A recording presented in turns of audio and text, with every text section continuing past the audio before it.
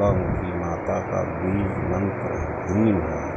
ह्रीं मंत्र ही उनको प्रसन्न कर सकता है। अगर कोई भक्त केवल ह्रीं मंत्र का ही जाप करता है तो माता पूरी तरीके से प्रसन्न हो जाती है। श्री विष्णु भगवान जी ने भी श्री बगलामुखी माता की तपस्या की थी, क्योंकि एक बहुत बड़ा राक्षस था, वो पूरी पृथ्वी पर आतंक मचाए हुए था। ऐसे में जब श्री विष्णु जी श्री शिव जी के पास गए तो श्री शिव जी ने कहा कि बिना शक्ति के इसको संभालना बहुत ही मुश्किल है। तो श्री विष्णु जी ने श्री बगलामुखी जी की तपस्या की। ये विष्णु पुराण में इसका वर्णन मिलता है कि विष्णु जी जो है वो श्री बगलामुखी के साधक हैं।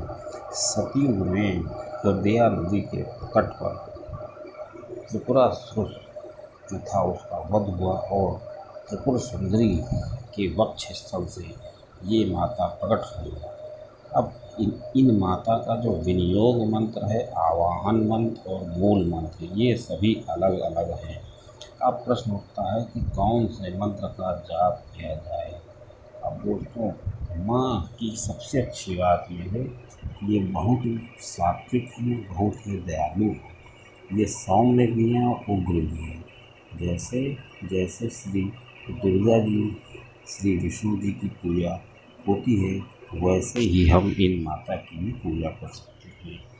दोस्तों, माँ को पीला रंग बहुत पसंद है, इसलिए माँ की चुनरी, माँ का आसन, माँ का हर चीज़, माँ का नारियल भी पीला होना चाहिए। उसको पीले हल्दी से रंग सकते हैं। पीली माला होनी चाहिए।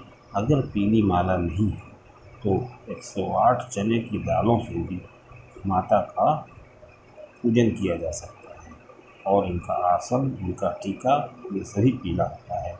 इसी वजह से इनको पीताम्बरी माता कहा जाता है। लेकिन बहुत लोग गलतियाँ ये करते हैं कि जब पीताम्बरी माता का पूजा करते हैं तो वो श्री गणेश जी और श्री शिव जी की पूजा करना भूल जाते हैं, क्योंकि ये दोनों जो हैं गण हैं और ये दोनों श्री माता जी से पहले इनकी पूजा की जानी चाहिए। और पीली हल्दी, पीली सरसों का माता के पूजन में बहुत महत्व है। ये माता जो होती हैं कोर्ट केस सत्यानाश में जब किसी का करना हो तो ये काफ़ी मदद करती है। माँ अपनी कृपा बरसाती है। माँ की दर्शन की इच्छा जो होती है वही माँ का प्यार है। मगर हम चाहते हैं कि हमें माँ के दर्शन हो जाएं, हमें माँ से प्यार है, हमें केवल किसी प्रकार की कोई इच्छा नहीं है, हमें किसी शत्रु का नाश नहीं करना है, किसी कोर्ट के केस में विजयी नहीं होना है। तो हमें माता की ह्रीं मंत्र से ही हम इनको प्राप्त कर सकते हैं। अब दोस्तों, जो हृदय गणपति है, इनका स्वरूप है पहले गणपति का, और मृत्युंजय स्वरूप श्री शिव रूप है। मतलब मृत्युंजय जो गणपति हैं, ये मृत्युंजय जो भैरव हैं वो श्री शिव जी के रूप में पूजे जाते हैं। अब श्री बगलामुखी माता का मैं आपको मंत्र बता देता हूँ। जिस मंत्र का हमें जाप करना है और वो विनियोग मंत्र है। ओम ह्रीं बगलामुखी सर्वदुष्टानां वाचम मुखम पदम स्तंभाय जीर्णां कीलम बुद्धिं विनाशाय। ओम ह्रीं ओम स्वाहा। ह्रीं का उच्चारण बहुत शुद्ध होना चाहिए। जितना शुद्ध उच्चारण होगा उतनी जल्दी हमको माता की कृपा प्राप्त होगी। और इस ह्रीं में जो रा है वो माता की शक्ति है और यही उनका बीज मंत्र है। हम हल्दी की माला से भी माता का जाप कर सकते हैं। और पीले चंदन की माला हो तो बहुत ही शुभ होता है। अगर पीले चंदन की माला भी नहीं है और हल्दी की माला भी नहीं है तो 108 चने से भी हम माता का पूजन कर सकते हैं। और दोस्तों, इन चने की दाल से भी माता का जप किया जा सकता है। पीली सरसों से हमें सबसे पहले चारों तरफ एक मौली से एक जो चौकी है उस पर पीला कपड़ा बांध देना चाहिए और स्वास्तिक बना देना चाहिए पीले चावल से। चावल में हल्दी लगा करके और वहाँ पे श्री माता की मूर्ति रखना चाहिए। गाय के घी का दीपक जलाना चाहिए। रंग के फूल एक कलश में रखना चाहिए और पीली सरसों, और हमें संकल्प लेना चाहिए हाथ में पीले फूल और पीली सरसों लेकर के, हाथ में जल लेकर के संकल्प लेना चाहिए। गुलाब का फूल भी ले सकते हैं, और हमारे घर में जो भी आभूषण हों सोने के, उनको वहाँ पर रखना चाहिए। अगर सोने के आभूषण नहीं हैं तो चांदी के आभूषण में हल्दी लगा करके रख सकते हैं।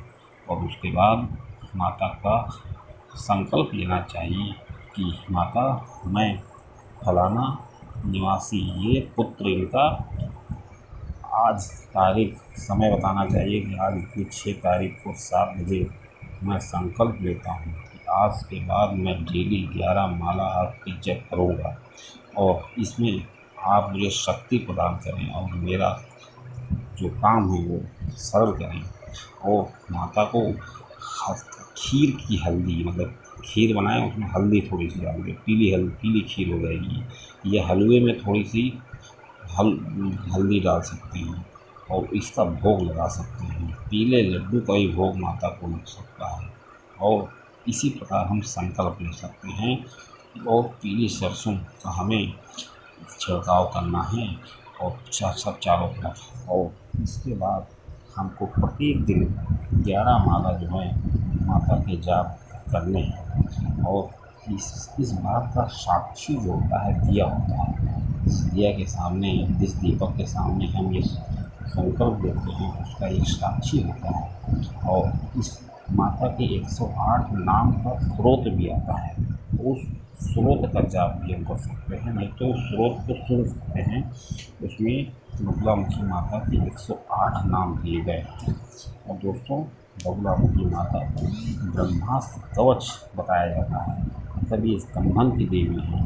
स्तंभन का मतलब होता है कि अगर शत्रु जिस स्थिति में होगा, वो जैसे वारदात होंगे, कोर्ट में जो केस चल रहा होगा, वो सब बिल्कुल रुक जाएंगे, उसी तरह हो जाएंगे जैसा हम चाहते हैं। सबकी बुद्धि एकदम पलट जाएगी। और इस जाप को करने से पहले हमें ओम नमः शिवाय या ओम नमो भगवते वासुदेवाय या श्री कृष्ण जी के जाप कर लेना चाहिए।